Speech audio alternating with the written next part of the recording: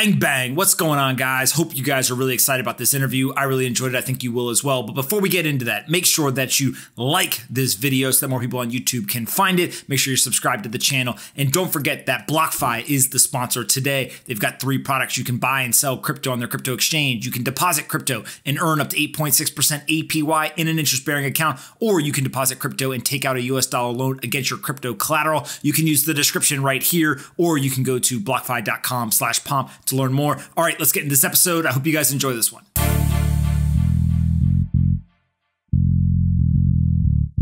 All right, guys, bang, bang. I've got a very, very special treat for you today. I've got MetaKovan here. Thank you so much for doing this.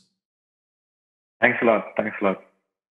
All right, let's jump right into it. You purchased Beeple's piece from Christie's auction for $69 million. What the hell are you doing? Why are you buying this piece for $69 million? I think I paid $250K more than the other guy, so I guess the market put a price on it, so it's not really in my hands. And you know, Christie's was a very historical, significant moment in NFT art history. So I've been in the space where I've been focused on, you know, collecting NFTs that are changing the medium, changing the way NFTs looked at, right? And with Christie's, what I thought was it could really change the medium and open it up to the consciousness of the whole world, right? And that gives us a lot of, room to play with NFTs. So I should say it's been a logical next step for me, where we bought this NFT because we've done this for a while now, and we just went with that flow, right? And we are here now. Got it. And so when you think about NFTs or non-fungible tokens, what do you see? Like, why are you so intrigued by these? And why are you spending so much time understanding them, buying them, collecting them, and using them? Very, very, very nice question. If I could, give a very different answer, I would say NFT captures the aura of the moment. So it's very interesting. Historically, it's been that physical piece which has been capturing this aura, right? Like it has such an aura, the physical piece of art. You'll book a flight ticket, you know, like from another country to go visit Mona Lisa, and that physical, like all this aura of someone, you know that someone touched it, like you know that the painter was near it, you know, like so many people have been close to it, and all those aura is what goes into, you know, why and painting is valuable, right? But we talk about physical art being where you can touch it, right? Like, but the first thing they say when you enter a museum is don't touch anything, right? So we've already been enjoying art where we only think about the aura on it, right? Like we don't actually touch and feel the texture or anything. That's all a lie, right? Even the owner might not do it, right? So in that way, I think digitally we've had this space for a while where that aura has never been captured because every copy was equal. So if you take an MP3 file, you copy it, and it's the same file. There's no way, you know, to prove that this was the first copy, right?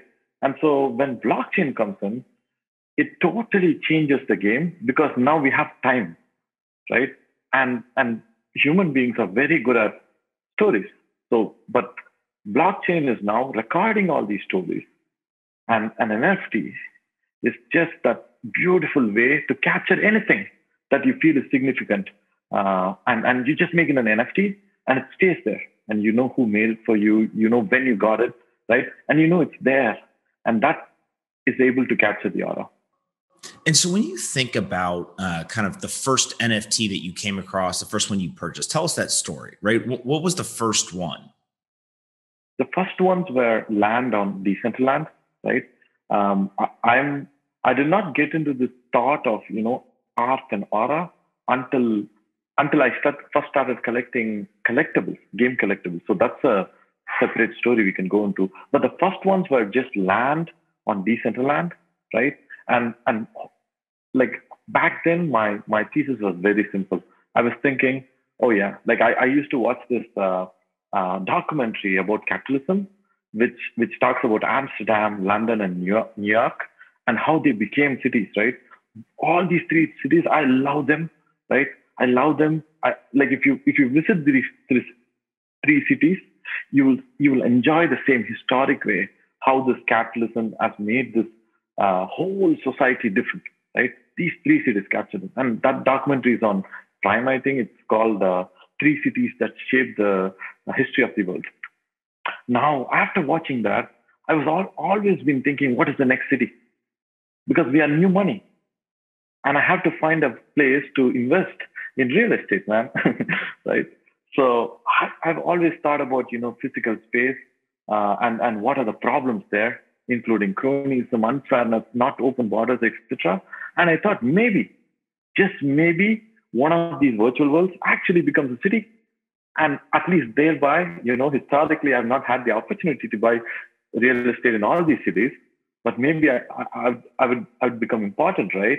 And be able to drive the cities. So that's how I thought about Decentraland. Got it. And so when you think about that digital land, is the idea that there's basically going to be virtual worlds or this metaverse, and therefore you've got a lot of the same dynamics that you have in the analog world, right? Whoever owns the land ends up being able to monetize it well. Or is there some other thesis, right? Like how much of this is dependent on the proliferation and adoption of virtual worlds? Definitely, to a large extent, there is this need in this world also. We are not talking about a product that has it's not solving any problem. We are solving a very interesting problem with the metaverse, that you can remove identities, you can remove the total judgment that will come with someone. And instead of being on, say, a social media platform, being in the metaverse just means that you are able to display your character through various ways. It could be art, and that's how we vibe with. Like when you meet people in person, all you're looking for is who is this guy, right? And that's very hard on the internet. So the metaverse is a very interesting place because it's like a game, right? To an extent where you can make a friend in a game, but not on Twitter. It's very hard, right? So that's what we are talking about in metaverse, where I think the next social media might not look like Facebook, might not look like Twitter. I feel like it will look more like Decentraland. And the other way of thinking about it is simple, where I think about it as a distribution medium, a new way to distribute multimedia content. So right now, Netflix, I would pay so much to own the banner in the Netflix app. Think about it, right? I don't know how much value.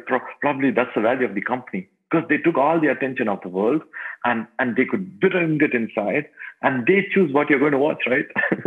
Right. So that's, even though there are millions of websites, people talk about it all the time. Oh yeah, metaverse is, you can have million land pieces. Yes, it's all, exactly. It's all in our head. But we do not go to millions of websites. We go to Netflix and we click on a banner, and that's how we chill, right?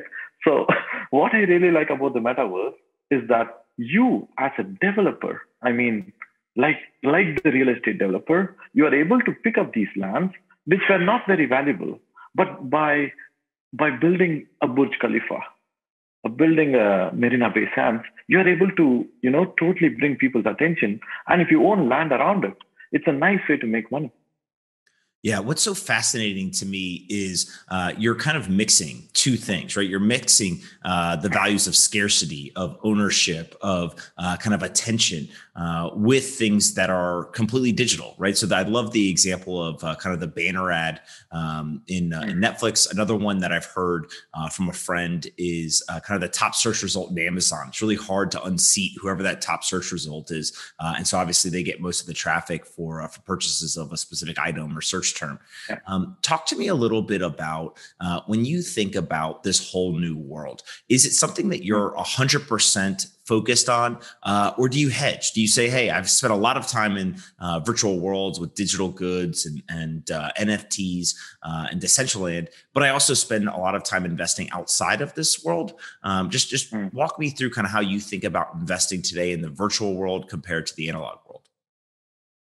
So right now, I'm very focused on the virtual worlds, right?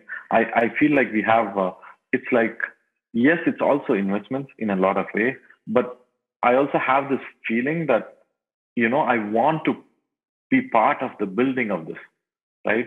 Like making of this whole, like some people say, I remember when like I had the chance of meeting Ben Horowitz once, and he told me, like, I was building some other company, Bitcoin too, but he told me, like, there are two kinds of people in the world: one who ride the wave and one who make the wave, right? So from then on, I've always been thinking, I should be part of something where I can make the wave, right, and positively impact a lot of people in the world. So I have this skin in the game to make sure the metaverse is really an interesting place, a visually interesting place, and something that speaks to the next generation. And I think that's a way for us to not just think about, like some economic game here, but it's a very cultural game. It's a very socio-economic game. So I think it's important for the metaverse to exist because it opens up all the borders, right? And it totally allows you to be free of judgment, at least, where you have to grow. And that's really awesome over the metaverse. So I think more than the analog world, right now, my focus is on the virtual world. But I feel like there'll be connection to the physical world, and all mine have been happening through the virtual world.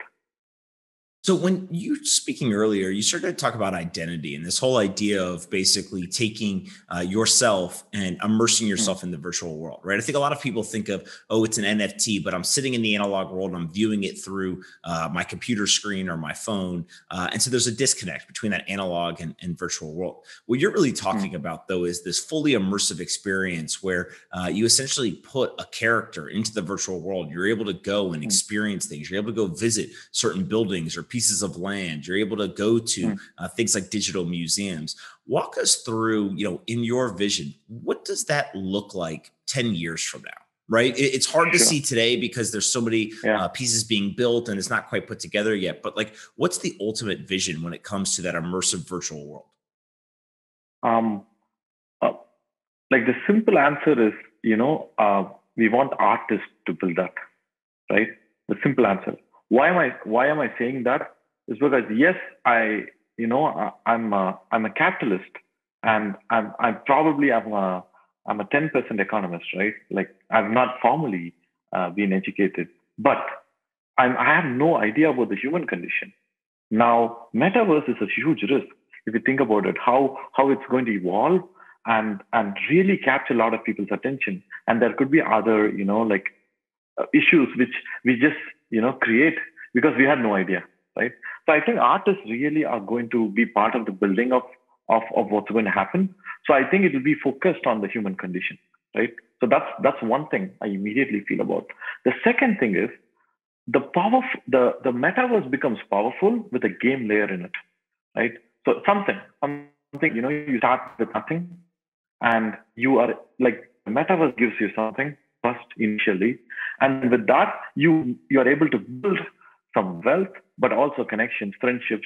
You're able to build the human moments inside the metaverse, and I think that will totally change the world, because a 14-year-old then, their favorite place to go, then like it will almost be a defiant move, right, for the next generation to just want to visit this metaverse, because it is just a graffiti wall, right, and it will speak to them more than it speaks to us, and that's why I think it will be able to attract and engage all these new audience, which is very important for the crypto movement also. But this whole thing will not be only for the people who already bought land or already. There'll be a beautiful game layer, is what I feel. I think even Decentraland there'll be people. It's an open world, right? So you are able to build these games, which we have not seen yet. But it'll be cool to collect stuff, make your own swords, kind of a thing, or there could be many layers to that. So I think that's where we're going.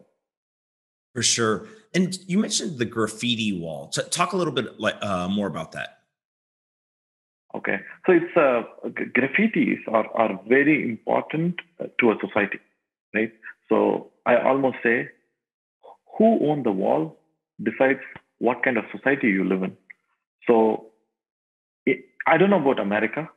I think the walls are owned, by no one, right? And when I say owned, I mean who has control over them, right? So maybe you can do some graffitis. Maybe it's frowned upon, not illegal, or they're okay. But if you go to Berlin, the walls belong to the artist, right? And when you're going on the train, you just look outside, you get a sociological lesson, right? Every trip you go, you are being made aware through those graffiti. It's very important. But if you take India, the walls are owned by the politicians. So you travel anywhere in India, you will see graffiti, but it's all the names of the politicians. That's what goes into people's mind, right? So it's very important to understand politically and socially who owns the wall. And Metaverse is just a new area. And those walls are open up for grabs right now, but it's going to be so populated by a diverse crowd of artists, I hope. Yeah, I love that metaphor. Like, I really do think that there's a lot of truth to whoever owns the walls owns the society. So that's a very prescient way to look at it. When you start to think about this digital world, what are your interests? Or do you want to build really large buildings? Do you want to build digital museums? Do you want to become the largest art collector in the virtual world? Just talk to me a little bit about your personal aspirations and kind of what you're focused on. Sure. I've been, because it's an experiment and I've been mostly it's all my own experience. So I've been funding them. So it's been a fun ride so far because I get to experiment, right? Sometimes I think maybe should I become Donald Trump, right? The equivalent of Donald Trump being a virtual estate developer. I'm like, okay, that's a nice job description, right? And things like that. Where there are so many new job descriptions, right? You can be a builder, you can be an architect, you could be a producer, which I tried out. So in case of B20, which we did, it was a production in its own. We had 27 people working on it, bringing together artists, etc. Right? So it's a very different experience I had with B20, and going forward, I don't want to repeat them, right? But maybe 3-4 different experiments, completely different. And then, maybe a model will, kind of evolve and surface. So maybe I can take that and run with it. So right now, I'm just open. The next will be a different experiment I want to do. I love it. So talk to me about your art collection, right? How many pieces do you think you own? And what are some of the pieces that are in there that people will know? Sure. It's a little hard to say how many pieces because it's actively being collected by not just me but a team now, and so we are we are focusing on right now we are focusing more towards causes, right? And for example, there was a drop about Black Lives Matter movement, right? And we thought it would be interesting to collect that NFT. The proceeds went to supporting that movement, so we really like that. So there are so many NFTs like that, which are, cost-based, which are done by beautiful artists. So that's great too. Other than that, just before Christie's, up till Christie's, Tubadur from, Metapurse, he was the eye, right? Like he used to pick the best artists. So we had this thing where he used to go out with other artists into the Metaverse to buy art, right? So it was the best way to buy art, man. So you can just, take someone, it's your taste, their taste, you talk about it. It's such a beautiful experience. Everyone should try it. And so we've collected significant numbers. It should be in the thousands, right? But I don't have an exact number. But it's all very, one of our team really wanted it. And that's why we have it. It's like that. So some of the best pieces or one of the best pieces in my art collection, which I'm very proud of, is the First Supper. It was the first ever programmable art from Async Art. Async Art is a company I just love. I've fallen in love with companies that are founded by artists, right? So it's my new thing now. So it's like like we always look for founder traits. I now look for an artist. So it's cool that way. And Async Art is one of them. And when they relaunched the First Supper, and that's when I understood. I really understood it was a significant moment. It had 13 artists. It was a 22-layer piece, right? And then it didn't have a lot of competition back then. I could buy it for $20,000, I guess. I'm talking about March last year, right? So I feel lucky about that. So that's the piece I love. How much money are you spending every week on digital art, you think? Like Metapurse as a whole, we are spending around $250,000. So about $250,000 per week. And the idea is that you'll buy this stuff and you'll hold it forever. You'll, buy some, you'll sell some. You're trying to kind of figure out what has value, what doesn't have value. What's the strategy? So we've not sold any NFT until now. Like whatever NFT I've collected, I've never sold an NFT, except I dropped one, which like I dropped an NFT through Nifty Gateway. That's one. That was more of a meme, right? But we've never sold one from our collection, right? And why? Because I feel like all these, I don't know if they're going to hold value or lose value. That's very different. At least that we have the satisfaction. It went into different causes, right? So that's there, and maybe it's a good way of charity. I don't know. But going forward, maybe in a year or so, what's going to happen is we are going to look back and understand what is happening right now. I have no time to reflect. I'm sure the whole industry has the same problem right now, right? And that's why I kind of like winters, because no one looks at what we are doing, and we get that time, right, to think about what we are actually doing. So I feel like it'll be the next winter when I will be able to make a story of all of them together and see, this is what is emerging. So I want it to emerge. So I'm not really making a value for it or anything, but I would love it to be valued, because I really don't want to sell them, but people should know it's a nice painting, right? Absolutely. You mentioned Metapurse. Talk to us about what exactly is Metapurse and how is it structured and what are you guys doing there? So Metapurse right now, it's not a fund. It's just been funded by me personally. So I took some of the money like I had from crypto, right? And I was collecting NFTs. And then I wanted Tubadur also, to collect them. So I thought, okay, I asked Tubadur, do you want to call this a name and do it, right? And he said, Metapurse, the purse for the Metaverse, right? So I was like, okay, that's cool. Let's do it.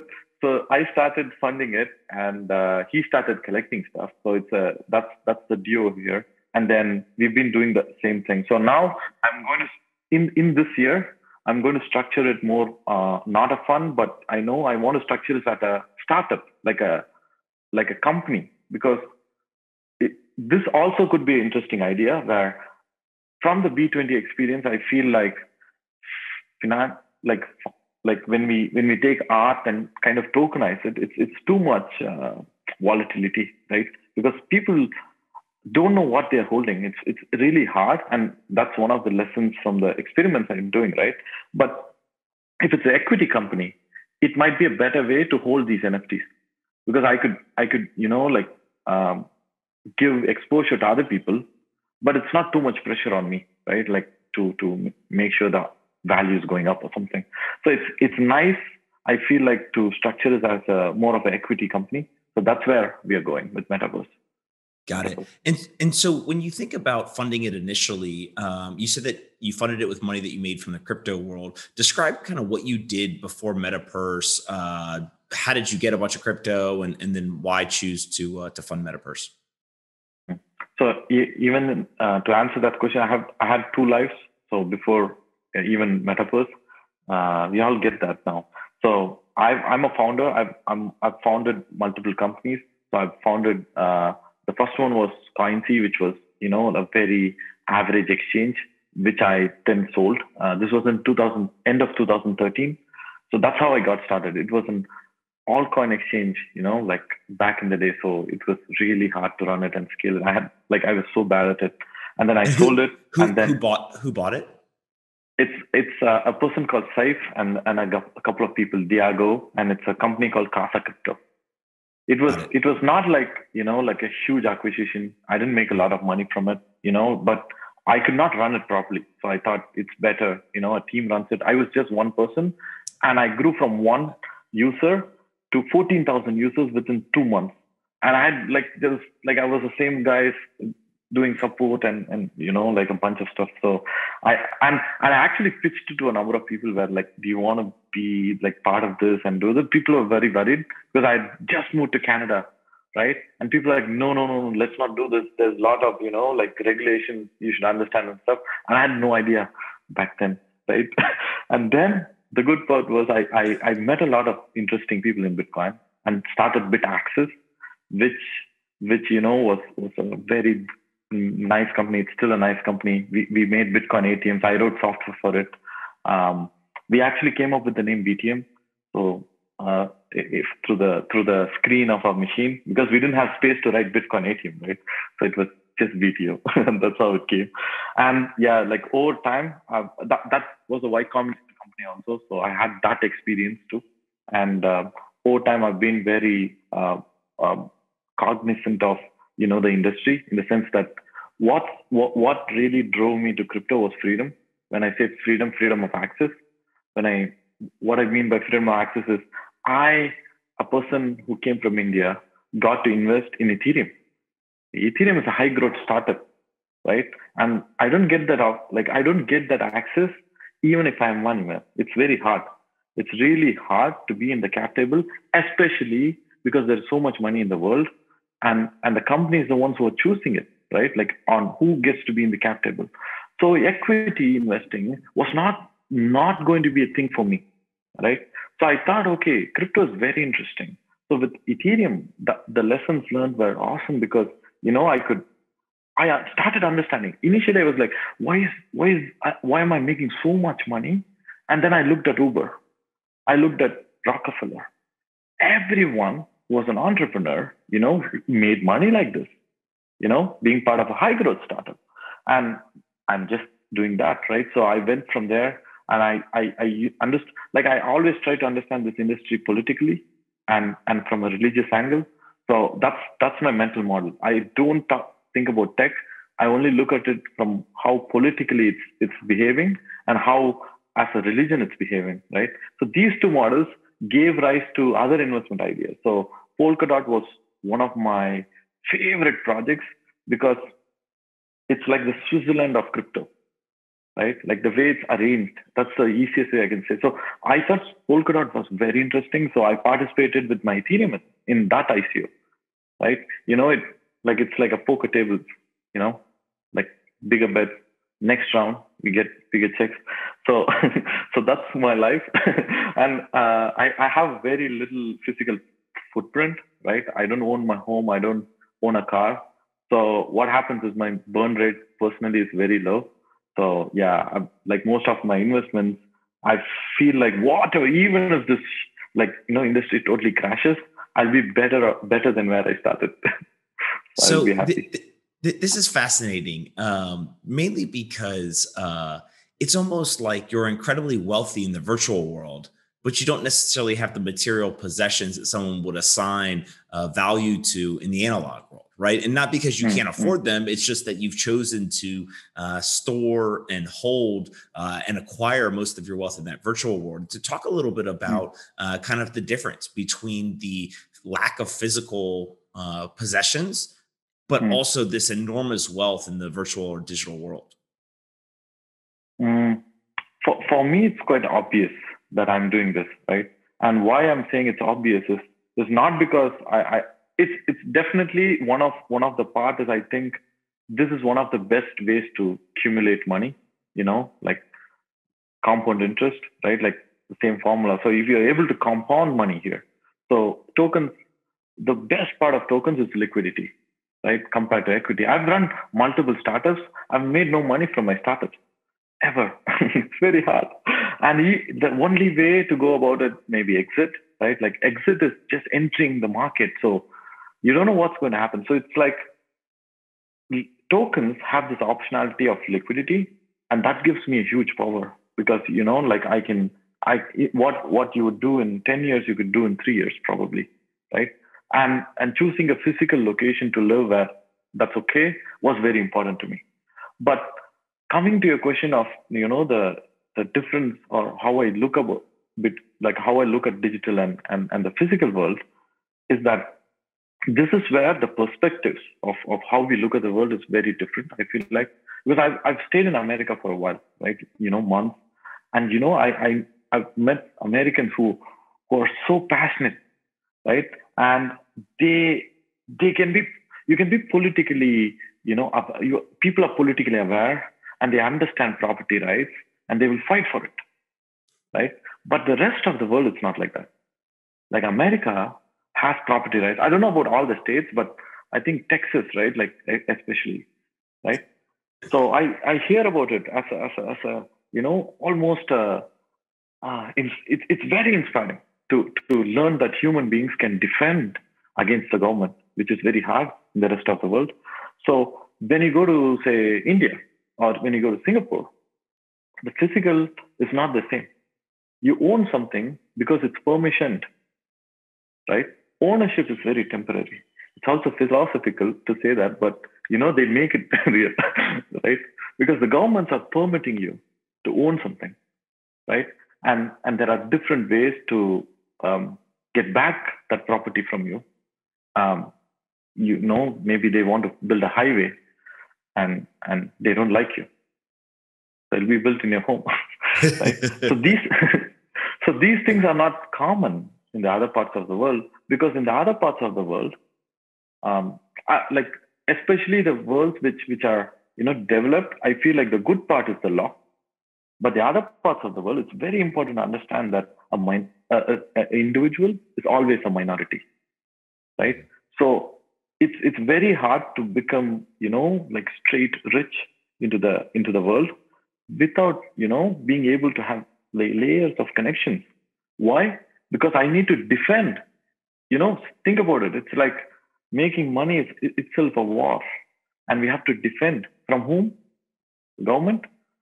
So that's the context here.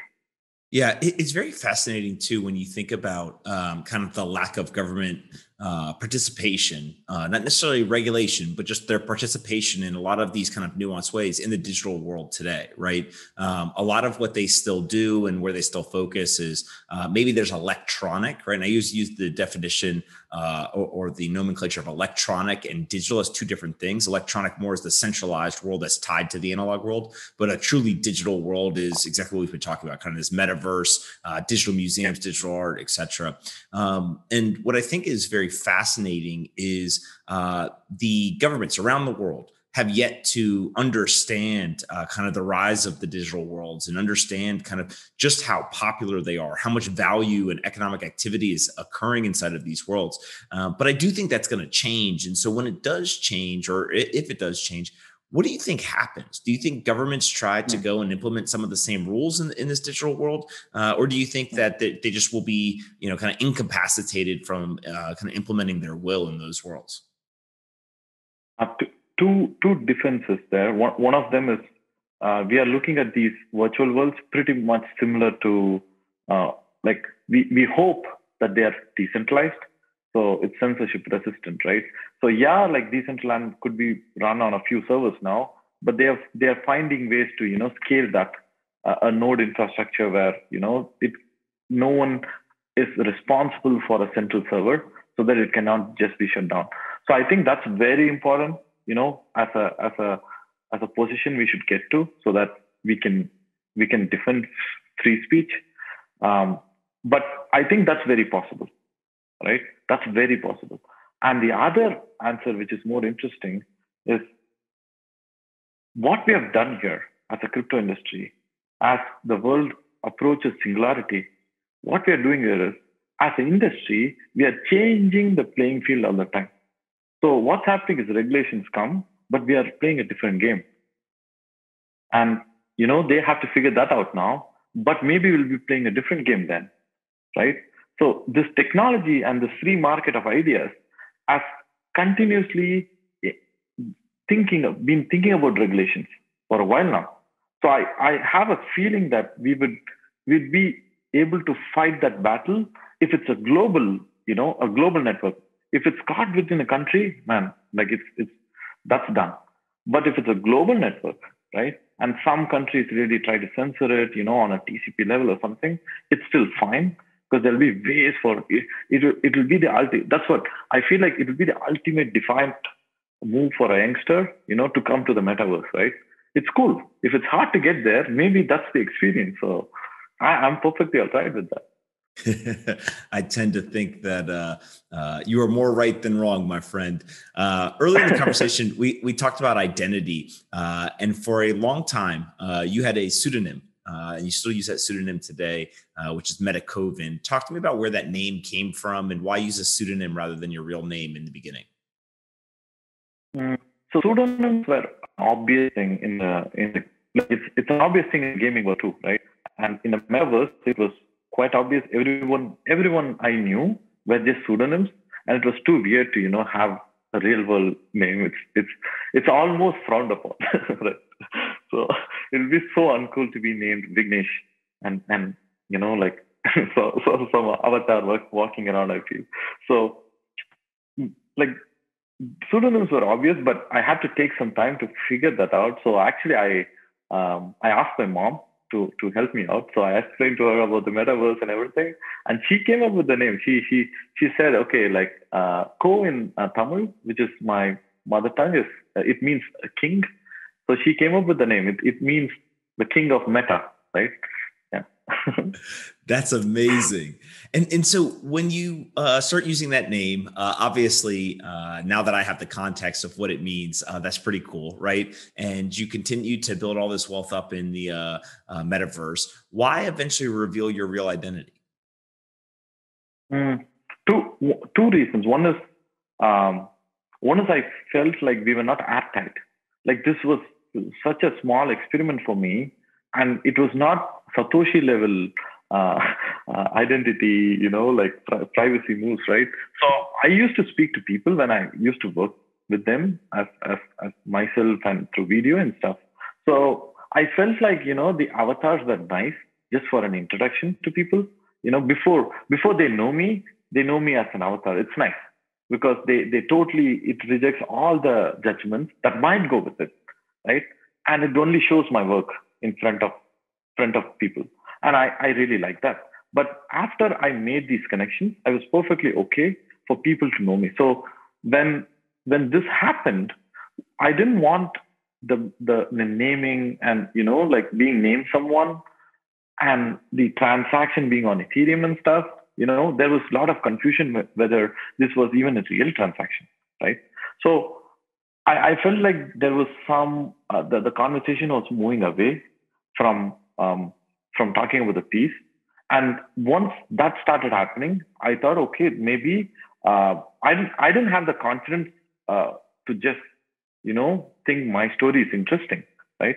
But then I had a lot of people in the industry who helped me out and said, maybe this is a very good time to connect the dots, right? So I went back and thought, like, I've never reflected on how I came here and this happened. And I feel like, okay, I have all this money thanks to crypto, right? I don't want to take too much credit here, right? Because crypto allowed me to do it. And I'm happy to kind of give back, right? But my story, which is a person from India, right? Just getting started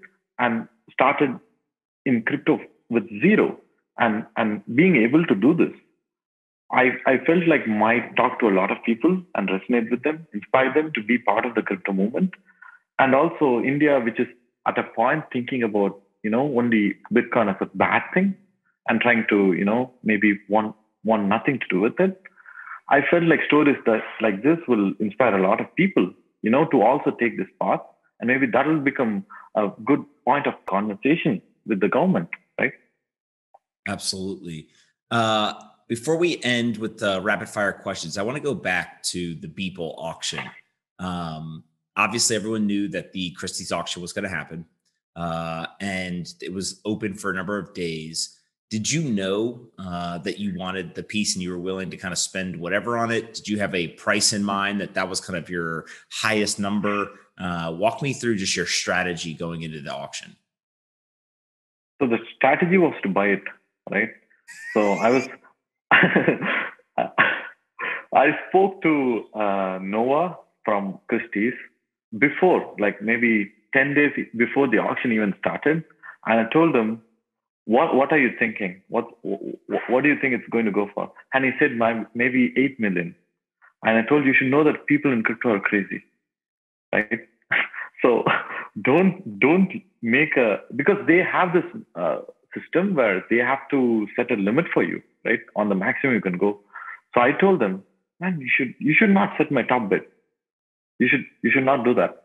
So I'm ready to show like what's required to have a competitive top bid. So give me the same top bid with what you're giving anyone. And that was what I spoke to them. So that it's about my decision, right? And not the system that's limiting me. So I was very clear about that. And I did, have a decent limit, like even above this, but I'm not ready to disclose that number now because it's a story that's done. Why won't you tell us what the limit was? It's okay. That's the price now. So I don't want to discuss that at all. All right. So as we get to the closing minutes and seconds of the auction, my understanding is basically everyone's just throwing bids in rapidly. And you picked $69 million. Did you feel like that was going to win it? Did you just randomly pick it? Kind of walk me through what happens in like the last 60 seconds of the auction. So I think being in the crypto world, participating in the high traffic ICOs and then the high traffic NFT drops really prepped me up for this, right? So I don't know about the other people who are doing this. Like maybe they were not well prepped. So I was very technically good in this one. So when I saw the bidding going on, I didn't touch the bidding until the last 80 seconds. Because every last 60 seconds, it will always increase or it will reset the timer to close, right? So when it was just 80 seconds, the bid was still very low. It was around 25 million or something, right? And then I put my bid and it comes back and says, no, you've been outbid. So there is some other person who has, informed of Christie's of that they have a higher bid, but it will only come out when there is another bid that's, a little higher than them. Right? It was a hidden high bid from the other person. So I'm trying one, and then it came your outbid. I tried a couple. I tried three, and I was like, oh, we are at around 50 million, and I had exactly 18 seconds to guess some number where I could win. And I thought maybe like putting something like 70, would get me through it. And when I did, it said, yeah, you are the winning bid. And I was so, nervous that the other person was going to outbid me, right? But, he was, like I would say, maybe he was not prepared for this last minute combat. So that's what, made me win the auction. I don't know. I might have lost this auction. So it was. So you put in 70 and basically 69 was the winning bid. Actually, it was not 69. It was 60.250. And with Christie's fees, it comes to 69. Got it. So Christie's made a lot of money. Definitely, man. Definitely. We have to talk about that.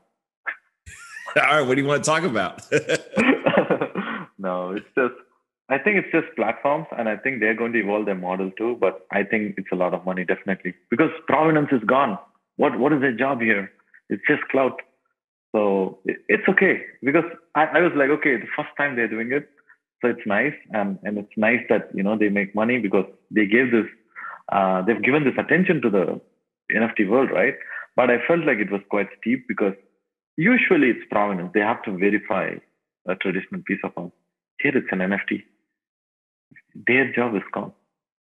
The world is changing, and I actually think I agree with you that many of them will change. They will evolve, but it's a very, very different world than the one that they started out in, right? Yeah, definitely, yeah. All right. Before we get rapid fire, what's your favorite memory over the last couple of years in Bitcoin, crypto, NFTs, etc.? Like if you had to pick out one memory, what would it be? Can I go further than 2 years? Sure. Back. Oh yeah, Shanghai 2016 for the ETH conference. Ethereum had just hit $14, and we were, like people are celebrating. Yeah, right. So that was the moment. I love it. $14 looks very, very cheap right now. We're all celebrating so much. Amazing. All right. I got 3 questions that you'll ask me one. First question, what's the most important book that you've ever read? I think Wings of Fire for me personally. It's by Abdul Kalam, and it's a person who was a fisherman and became the president of the nation, India. So he's an inspiration. Wings of Fire is his autobiography. That's amazing. What did you learn from the book? What did you take away? Like you have to work really hard and be righteous, and then there's a way for the world to figure you out. I love that lesson. Second question, it comes from our friends over at 8 Sleep. They've got this thermo-regulated bed that I sleep on. I turn it super cold and it helps me sleep. I used to only sleep like 5-6 hours. Now I'm more like 7-8 hours. What's your sleep schedule and how has that changed over the years? I'm very, I try to follow schedules very tightly. I can never miss breakfast. So I always sleep quite early so that I'll feel so bad if I skip breakfast. That's my one thing about life. So it kind of centers me around it. So I sleep at around like 11 p.m. and wake up around maybe 6. That's not bad. Maybe a couple extra hours might help, but that's not too bad. Not too bad. Last question is aliens. Are you a believer or a non-believer? Probabilistically, yes. But not the way we have visualized them. Explain. Probabilistically, right? Like it's very, like this is the galaxy, right? Like the universe, there is so much randomness. So I think the world is all about serendipity, right? Sweet accidents, and that's how the world came. So there is definitely a possibility of another sweet accident somewhere, which led to life. And maybe it does not look or feel or anything like we have visualized or created stuff in our head. But, it's just the universe is too large to think that we will be the only life, right? So I think it's definitely a probabilistic bet to say yes to that. I tend to agree with you. I don't know if there's little green men running around, but there's something out there. You could ask me one question to wrap us up. What do you got for me? Who's your favorite NFT artist right now? My favorite NFT artist? I'm going to cheat because I've been helping them, but it's Rakoti.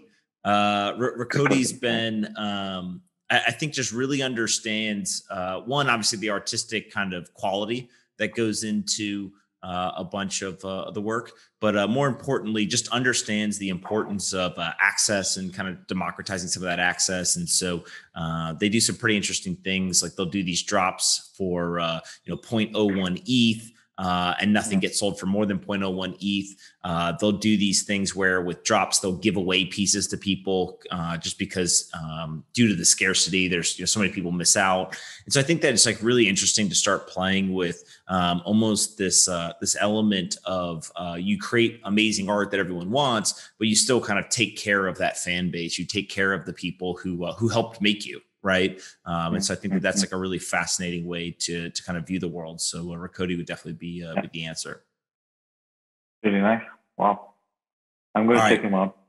Where can we send you people to find you, to find Metapurse or any of the stuff that you guys are working on? So Tubadur, who's the steward of Metapurse, he's the best person to talk to, right? So you can connect through either going on Twitter. Metapurse is our thing, and we also run this newsletter called metapurser.substack.com. So we just push updates on what we are collecting, etc. So we tend to look at trends and talk about that also. So it might be a good resource.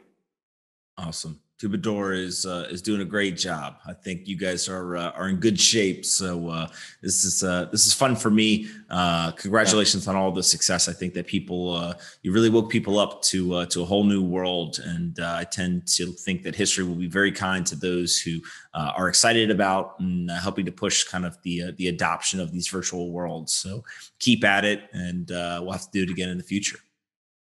Thank you. That's very kind words. Thank you.